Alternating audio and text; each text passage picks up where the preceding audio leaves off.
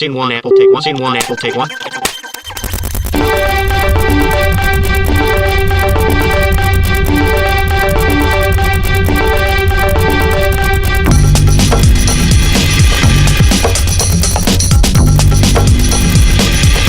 Hello, I'm Cordell Kingsley. And I'm Hunter Gibson.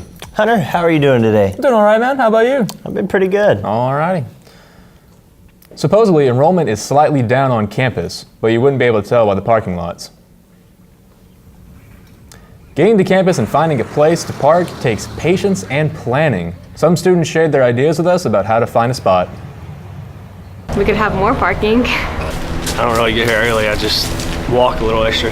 It's hard to find a close parking spot right now. I drive my car over here really early. I just get here earlier. And on Tuesday, a part-time job fair took place in the Omni building. Sponsored by Chattanooga State Career Services, the event provided opportunities for students to interact with companies offering opportunities for employment.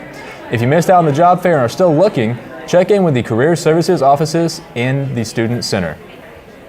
Puerto Rico is battling a humanitarian crisis in the aftermath of Hurricane Maria. Power is still out across most of the island, and it could be months before it comes back online. FEMA flights that can deliver supplies to victims are limited. This as President Donald Trump on Tuesday intensified his personal involvement in the growing crisis in Puerto Rico, aimed criticisms over his response to the devastation. Andy Rose has the latest.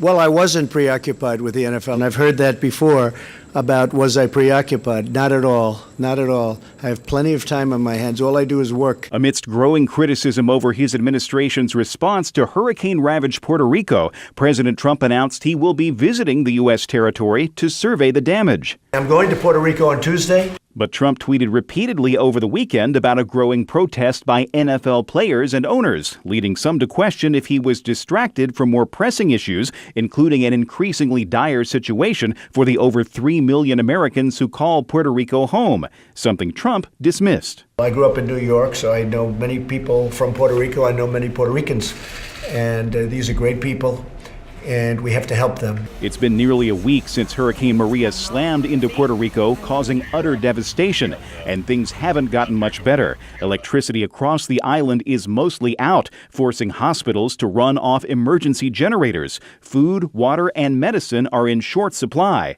FEMA has assured locals that more aid, though seemingly slow-moving, is on the way. Unfortunately, because of the severity of the hit, there is diminished capacity of local governments and the state governments to be able to respond. 10 ships and barges en route over the next 48, continuing to bring, generators, emergency power, as well as more additional food and water that's coming in.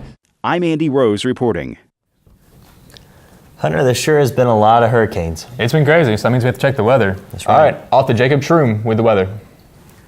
Thanks, Hunter. We're having really warm temperatures for the late September, but relief is in sight. Cooler temperatures and lower humidity is on the way. Here's a quick look at the forecast. Highs in the mid-80s on Fridays, but dropping to high 70s for the weekend. Back to you guys. Thanks, Jacob. Well, that's it today for Chattanooga State. Take one.